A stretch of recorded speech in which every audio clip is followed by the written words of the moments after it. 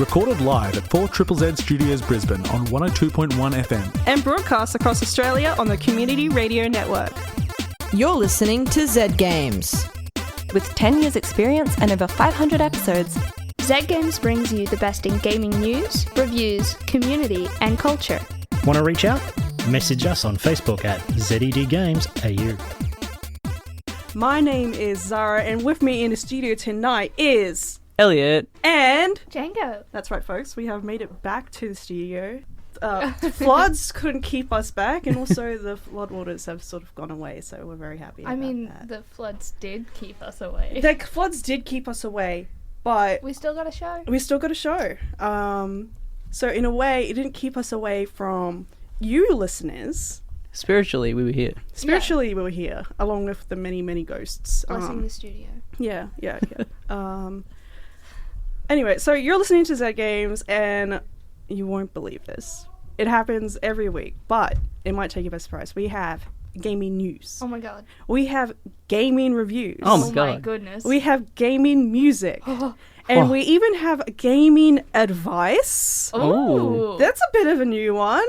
Advice. Which we will be getting into. I'm very excited about it. I think we're all professionals. Oh, absolutely. We're super qualified. We are real pro gamers. Pro gamers. Yeah, yes. with our Razer gamer chairs and RGBs and I have kitty all headsets. the RGBs. All the RGBs. You're not a true gamer without RGB lighting. Yeah. Oh no. If you are a gamer and you don't have RGB lighting, You're valid. you're valid. Yeah. We still Kind of. love you. Yeah. It's just not as cool, I guess. But you know what is cool? News. So let's hop into it.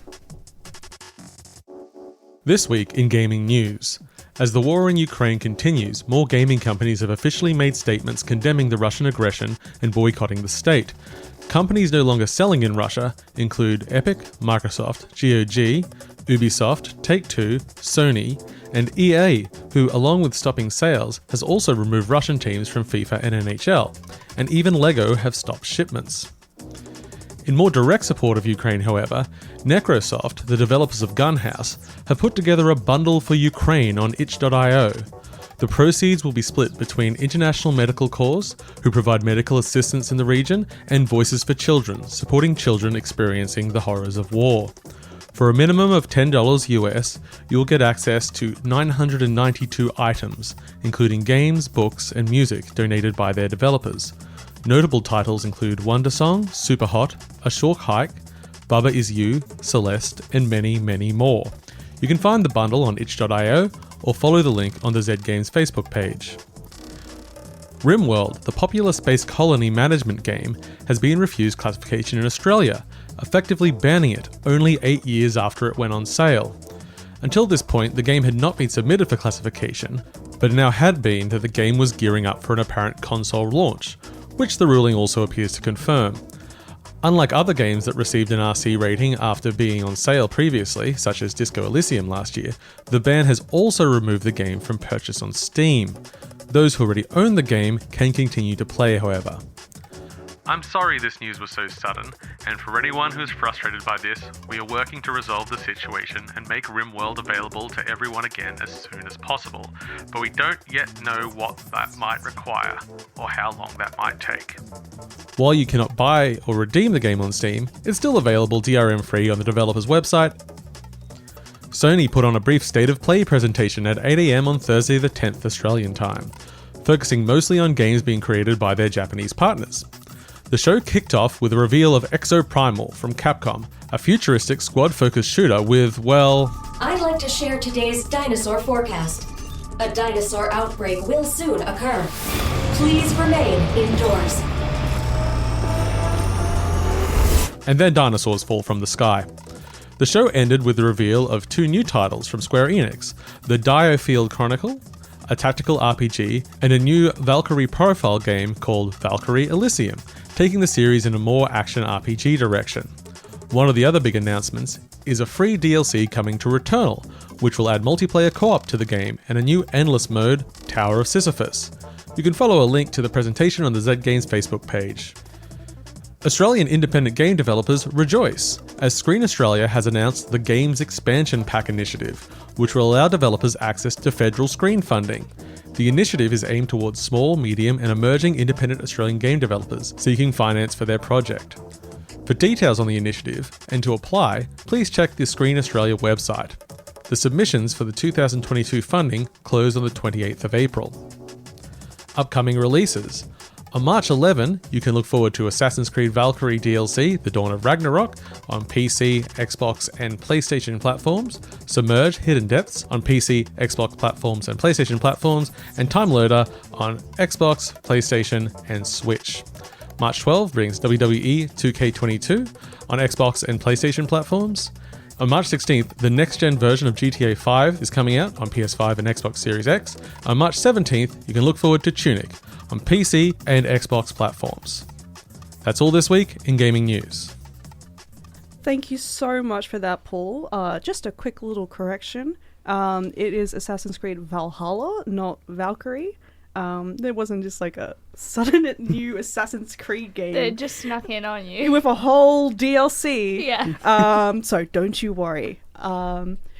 Otherwise, very exciting that Screen Australia has announced that new independent games funding pretty much for Australian devs. Like, because we've been seeing a lot more in recent years, more of our local devs creating just like the coolest little games. Just like, I'm in love with Webbed, I'm in love with Unpacking. Everybody loved Untitled Goose Game. Like, oh yeah.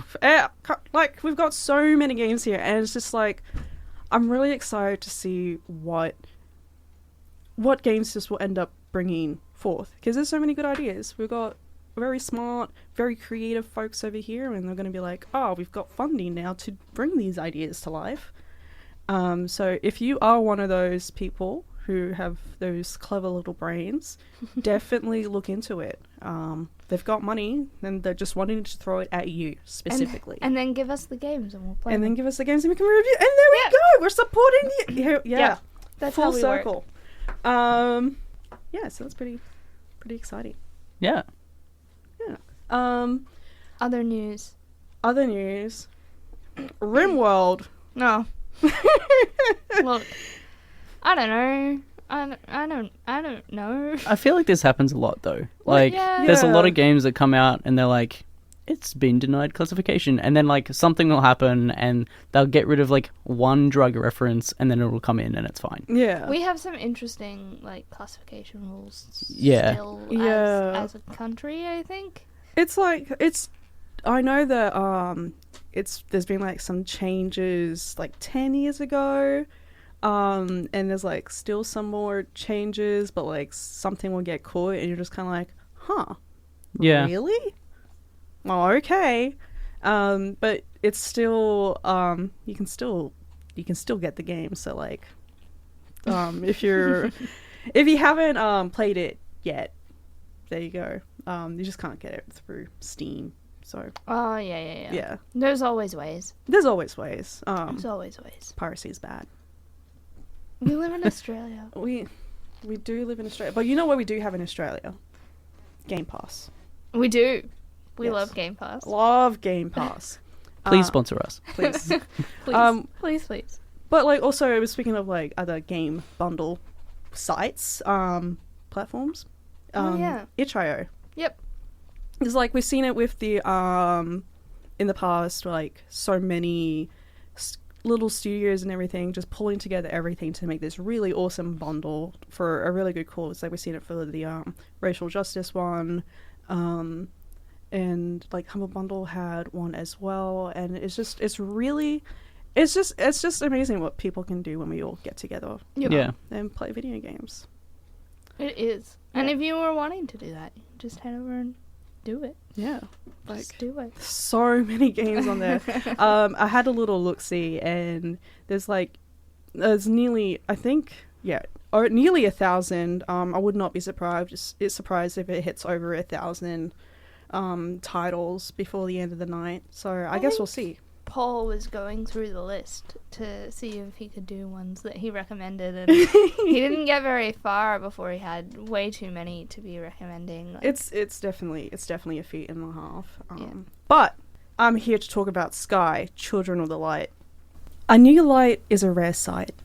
The old temples are quiet, their spirits sleeping. Darkness finds root in corners of the world, smothering the light. Giant monsters who hone in on a spark and strike it down. A mountain in the distance, shining with bright, powerful light. A guide for you. You are a new light, and you must make your way, following that guiding light, and sharing yours with the other spirits, awakening them from their rest and restoring not only the temples, but also the world. Sky, Children of the Light, is a spiritual evolution of the game journey. It is an adventure game, but perhaps could be better described as a really beautiful walk. You'll navigate very beautiful, vibrant and colourful environments, encountering spirits who need you to share your light with them, restoring them and letting you witness a bit of their own personal story. And as you progress, you find your own story in the form of the way you interact with the world and these spirits, but also with the new lights you encounter along the way. Sky is a beautiful game, and with your cape as your wings, you'll get to experience something a little bit special. The mechanics in this game are pretty minimal. Essentially, you have a resource, light, and you can use that light to activate temples, solve puzzles, and interact with the world. You can fly, and your light level will determine how many times you can boost before you need to recharge, boosting allowing you to gain some height and speed. You will do a lot of flying, navigating between floating islands, over obstacles, and to simply reach high platforms. And you can switch between a floaty, directional flying mode or a speedier flying mode. You have to make your way from temple to temple, lighting the candles within them and waking up the spirit guardian within. Along the way, you'll find 3 other types of spirits. One I call memory spirits. You'll find their sleeping form, and once you awaken them, you need to experience their memories with them. It might be as simple as moving from point to point, and you'll see snapshots of the spirit at each point, before you wake them up properly. You'll find a huge range of spirits in their memories, ranging from a woodsman who accidentally toppled a tree onto someone's favourite nap spot, to an ice skater completing her practice routines. They all tell a little story, and as a gift of gratitude, these spirits will teach you an emote. The second type of spirits are lost lights. Spirits like yourself, children of the sky, who have lost their light. More specifically, you find their lost light, not the spirit themselves. The lost lights will make you more powerful and increase your own light level, but the true purpose will come into play later. And the third type of spirits are, well, spirits like you. Other players who are also playing in the world. This game is entirely online, and you can run into spirits flying through the air, looking for lost lights and solving puzzles. There are puzzles that require multiple players to solve, and it can be a challenge finding enough people, but I have found that if it's a smaller puzzle that needs 1 or 2 other players, I can simply beep at them, and they'll come over to investigate and help. For larger puzzles requiring 3 to 8 players, the game will automatically load players into the same instance if you're at the puzzle for a little while. Some puzzles unlock an area that allows you to find more lost lights and sleeping spirits, but some puzzles unlock little secrets that are just really cute. With other players, you can share your light with them, lighting each other's candles. I'll get to the candles in a moment. Revealing their true form to you. Initially, they start out as strangers, blank, but once you share lights, you become unique individuals, the colours revealed. I found people who have clearly been playing for a long time with elaborate capes and masks, and players who are just starting out, like me. But one of the more lovely things is that the players have created their own culture and etiquette, literally unspoken rules. If a player is calling out, you go and check it out and help them. If you share lights, you bow in thanks. You're never meant to stay in one place long, and you go in your separate ways, but I have run into the same players again, no longer strangers to me. Now, the candles. You have a candle, and it's how you share your light. You use it to light items, torches, and activate various doors and gateways, not to mention the temples and spirits. Candles are also a form of currency, and you'll find yourself lighting red candles to gather candle wax. When you have enough wax, you can create a white candle. The white candles can be used to exchange for emotes and hearts can be used to exchange more high-value cosmetics like capes and masks. There are also golden candles which change locations and can be earned from completing special daily tasks, like admiring a sapling or finding a rainbow. These candles are for some of the fancier cosmetics. So, is Sky about flying around, making friends, and unlocking masks and capes and instruments? Yes, but I need to put emphasis on sharing your light. At some point, you'll reach the mountain and begin a difficult climb. You've already encountered dark monsters that will tear the light out of your body, although if you find a torch or another player, it will be restored, but you may lose the light level. But this mountain is something else. Flying is impossible. It is dark and those monsters are everywhere. And you and a handful of other players are told that your best chances of survival is to stick together. And stick together you will, calling out to each other, helping each other when someone is hurt. I fell far behind my group, mistiming a jump and getting pulled back down over some rocks. The other players waited, and a couple came to me, singing and calling in reassurance. And once you climb that mountain, the final task is the hardest. Remember those lost lights you found? You must return them to the spirits. I won't talk more about this section. I feel that the experience is truly unique, but the outcome is what is meant to happen. And the music just really ties it all together. I often find myself muting games after a little bit, but with Sky I actually put on headphones to hear it better. It's very full, whimsical and fun in parts, and then dark and foreboding in others. It uplifts you, it brings you down, it can be joyful and full of energy, it can be sad and scary. The little songs from other players are are little calls, easy to acknowledge and distinct from all the other sounds. The sound of the dark monsters locking in on me and charging up to attack me is one of the scariest sounds I've heard, if only because scary moments are so rare in this game. The flutes, vocals, strings all tied together in this beautiful soundtrack, and then the horns enter the melody. It just feels so vibrant and full of character, descriptive of what I am experiencing. If you haven't already figured it out, I love Sky. I was worried that I'd be late to the party, but to my delight, it is a constantly evolving world, with events and seasons and special characters to find and meet. There's almost no talking with the exception of the Little Prince crossover, but it's so expressive and emotive, and although there are ways to talk to other players, it's not necessary. Players will gather around someone playing the harp, and the game even gives you the mechanic that allows you to play along with them, even if they're just mashing buttons. And there really is so much to this game. I keep making runs through levels, seeking out more spirits, and I keep finding areas and secrets. It's quite a simple game in a way, but it does these things so well with so much heart and detail and character that have put way more hours into this game than I ever expected. I've finished the game 3 to 4 times at this point, but there's still so much for me to see and experience. It's bonkers to me that this game is free and continues to have so much support.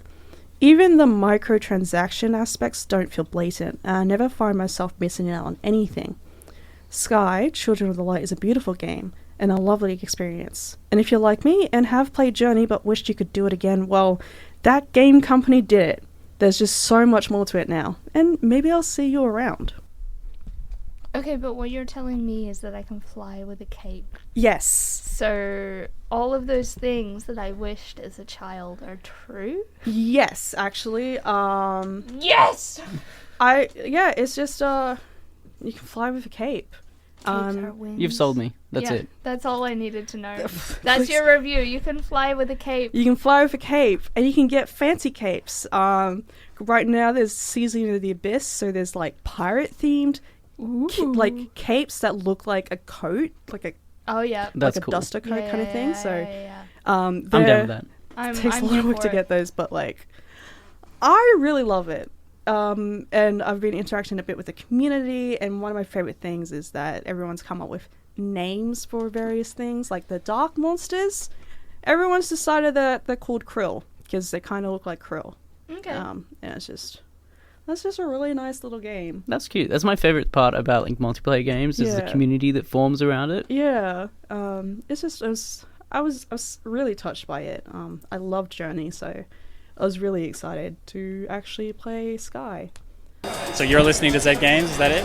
You're listening to Zed Games. You're listening to Zed Games. Hello, you're listening to Zed Games. You're listening to Zed Games. You're listening to Zed Games. You're listening to Zed Games. You're listening to Zed Games. You're listening to Zed Games. You're listening to Zed Games. You're listening to Zed Games.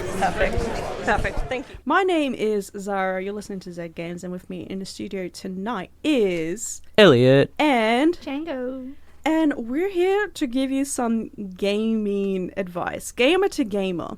We're not going to tell you how to game better because that's your own personal journey. Just get good. Like, yeah, it's simple as that, really. Like, I don't know what to tell you. Just get good. Like, get better. Just but look, there are things you can do to make gaming easy, like a lot less bad for your body and physical health, and also your mental health. And I know we're gonna sound like your parents, but probably like we're gonna sound like your parents, and it's for a good reason. It's because like we've been through it. Look, back pain sucks. It really does. Yeah, I'm getting old. It's not a good time. It's happening to us. It's going to happen to you too. All right, and we want to make sure that like it sucks less. All right, so that's what this little segment's going to be about. Just little tips and stuff that just to make things more comfortable for you, stuff to keep in mind, and hopefully allow you to game more. You know, we want to maximize the amount of video game time you can have. Yep. So I'm going to start off with chairs. Chairs are very good. Oh, yeah. A good chair is very good. A bad chair can do more damage to your body than you'd realize. Ideally, you want something that gives you nice, good back support. So, you know, like your back is up straight, shoulders over your hips, and you want your elbows to be at a 90-degree angle, sort of while resting on the table. So you want like a little bit of height, adjustable, maybe an armrest, and some lumbar support. Like that's pretty much the most important things you need in a chair. If it's very cool looking, that's a nice bonus. RGB lighting. Yeah. If you can get subwoofers, like look, there's all fancy chairs out there now. There's ones like little bunny headband thingos. But like if you're on a bit of a budget, office chairs also serve the same purpose because accountants and stuff also sit down a lot. So that's definitely worth checking out. And if you can try out the chair. So important. Like Django, really I think you were saying earlier, because you're quite small, you want something that fits you, right? Like you need to make sure that you've got the right sizing happening. And look, to be fair, that is why I spent about $800 on a chair. And I was in a position to spend that amount of money on a chair, but I needed it. Yeah. And for someone as small as me, a lot of gaming chairs are geared at big dudes. Yeah. And the smallest they'll go is maybe the average lady size. And I am below average lady size. Yeah. I am child sized. And so I really didn't have like a big pick. And especially when it came to budget chairs. Yeah. I didn't have a big pick. I didn't want to faff about with different pillows and stuff just because I didn't want to do that. I wanted the convenience of having one thing that worked. So that's what I did. But yeah, it is important, especially when you're looking at these sorts of chairs, is a lot of them are weight and height rated as well. So you want to make sure that you are in the correct range for your chair. Yeah. It's a good chair can be definitely pricier. Mine was about just over $200. But I'm like pretty like about as average as you can get in terms of like size and everything. So definitely take the time to shop around, save up a little bit, see what you can get. And if you're short like me, get yourself a footrest. Because if you're anything like me, when you put the chair up to the height that you need it, your feet aren't going to touch the ground. Yeah. To be fair, I feel like a footrest can be pretty good anyway, because like personally, I don't know, I like having the height. Yeah. I always end up like resting my foot against the wall. Sorry, landlord. And it's like, it's a bad time. You know, it's gross. My feet go on my subwoofer. Yeah. Well, like, I mean, look, having your body in the right position is ideal. But it's not the only thing. No. You had some tips for us, Django. Yeah, I mean, don't play in a dark room. Like, I know it's cool and the aesthetic is there, but it's really bad for your eyes. Look, all of us wear glasses. Yeah. Don't play in a cave if you can help it. Have some good snacks. The best thing that I did was getting a wrist rest for the keyboard. Oh, yes. I was like the best thing. Like the gel?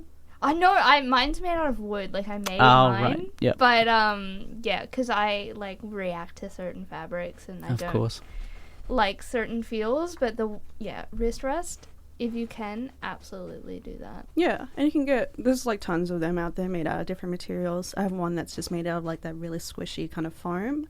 And that's just really made a difference in making sure that my wrist is sitting level with everything. Makes you type faster, too. Yes, that too.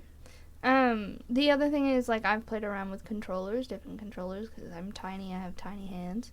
My Switch has a case on it that makes the controllers easier to hold. Yeah. The PS5, I haven't found anything that I love yet, but I have always loved the Xbox controllers for that reason. Yeah, the Xbox controllers are pretty good because of, like, the shape and the size. You might want to go to your local gaming store and, like, hold some controllers and see what feels right for you. Everyone's a little bit different, but again, it's just stuff that, like, you end up feeling later, especially down the track.